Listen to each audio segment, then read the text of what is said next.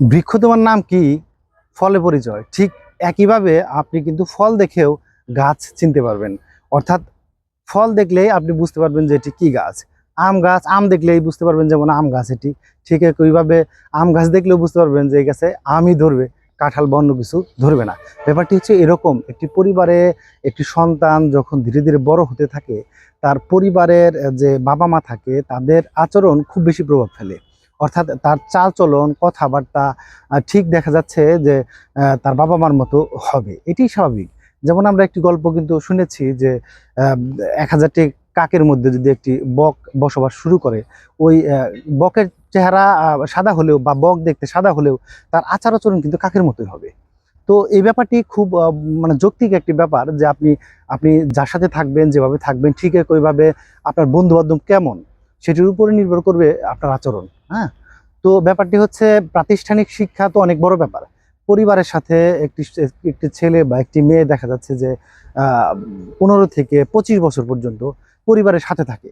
এই 15 বছর বা 20 বছরে গড়ে ওঠা বা 25 বছরে গড়ে ওঠা তার যে আচার আচরণ, সে ভার্সিটিতে 4 বছর 5 বছর পড়লে সেটি পরিবর্তন হয়ে যাবে, ব্যাপারটি কিন্তু এরকম নয়। সে যদি তার পরিবারে ভায়োলেন্স দেখে বড় হয়, সেও বড় হয়ে ভায়োলেন্স করবে। যতই শিক্ষিত হোক না কেন, তার মধ্যে এই আচরণটি একেবারে দূরীভূত হয়ে যাবে, ব্যাপারটি এরকম নয়। অর্থাৎ আপনি যে ব্যাপারটি, ওই যে অনেকে বলে না ব্যবহারই বংশের পরিচয়, এ কথাটাও কিন্তু সত্যি। ব্যবহার আসলে বলে দেয় যে আপনি আপনার পরিবার কেমন ছিল, আপনার বাবা মার আচরণ কেমন ছিল। তো এটি একটি বড় ব্যাপার। বা আপনার শুধু বাবা মা না, আপনার যে পুরো পরিবার, দাদা দাদি, তাদের আচরণও দেখা যাচ্ছে যে আপনার উপরে প্রভাব ফেলবে। তাই পরিবার বাছাই করার ক্ষেত্রে, যেমন ধরুন একটি বিয়ের ক্ষেত্রেও যেমন দেখা যাচ্ছে একটি মেয়েকে যখন একটি ছেলে পক্ষ বা একটি ছেলেকে একটি মেয়ে পক্ষ দেখতে যায়, সেখানেও কিন্তু শুধু মেয়েটাকেই দেখে না, তার পরিবার কেমন ছিল সে বিষয়ে খোঁজখবর নেয়। কেন নেয়? এটি তো এরকমও বলতে পারে, মেয়েটা তো আমাদের বাড়িতে চলে আসবে, তো আসলে পরিবার যেমনই হোক না কেন তো মেয়েটি তো আসবে, মেয়েটি ভালো হলেই হয়। এই কথাটা কিন্তু একেবারে সত্যি না।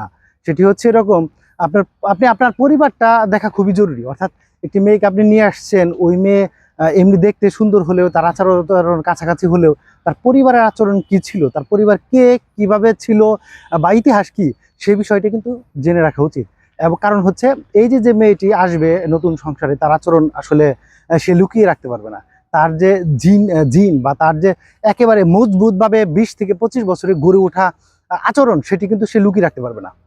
যখন রাগের বশবর্তী হয়ে হোক, অথবা দেখা যাচ্ছে যে অন্য কোনোভাবে হোক, তার সে আচরণটি কিন্তু প্রকাশ পাবে। তার মানে ব্যাপারটি হচ্ছে এরকম যে এটা আসলে ভুল ধারণা। আমার মতে এটি ভুল ধারণা যে বাবা বাবা তো আসলে খুব খারাপ, ছেলেটি বা মেয়েটি খুব ভালো হয়েছে। এটি আসলে সম্ভব না। এটি তখনই সম্ভব যখন সে পরিবার থেকে দূরে কোথাও বড় হবে। ধন্যবাদ।